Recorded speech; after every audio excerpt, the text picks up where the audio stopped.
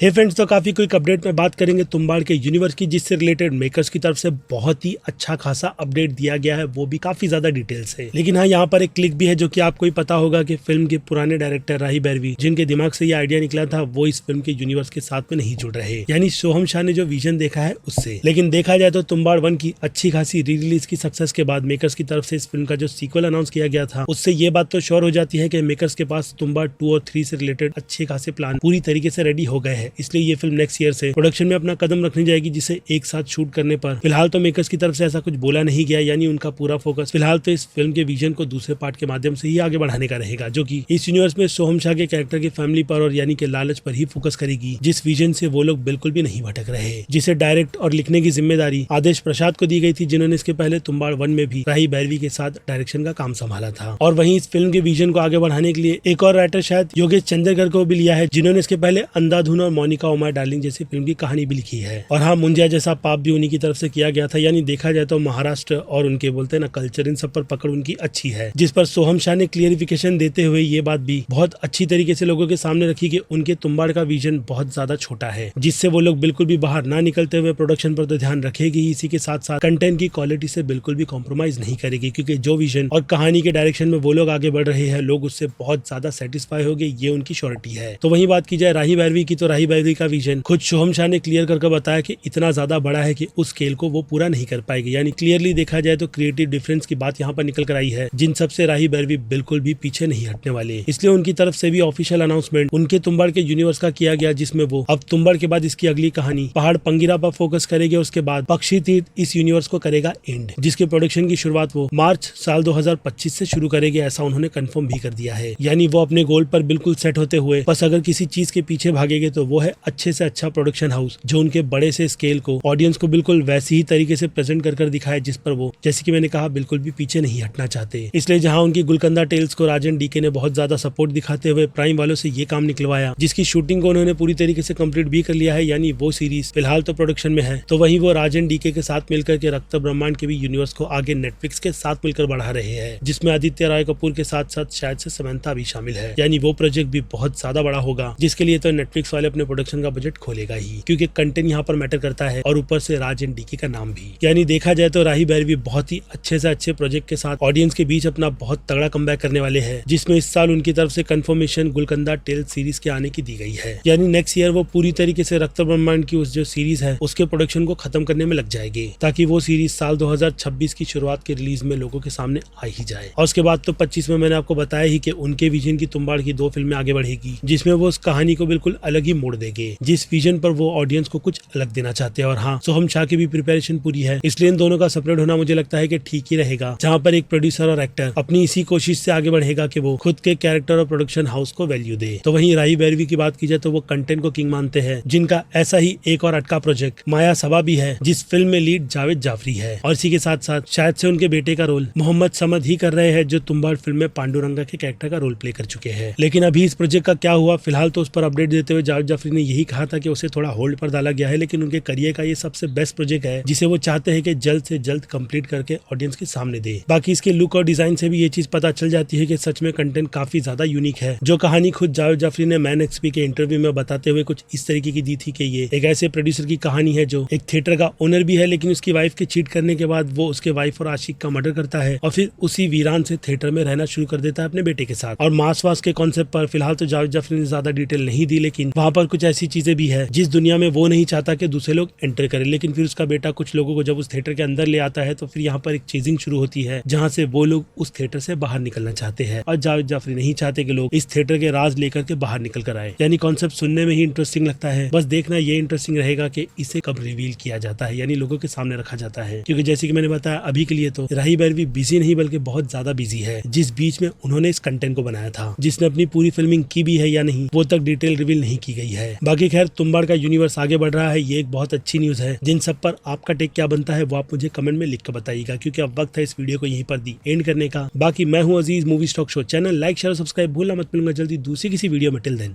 Bye.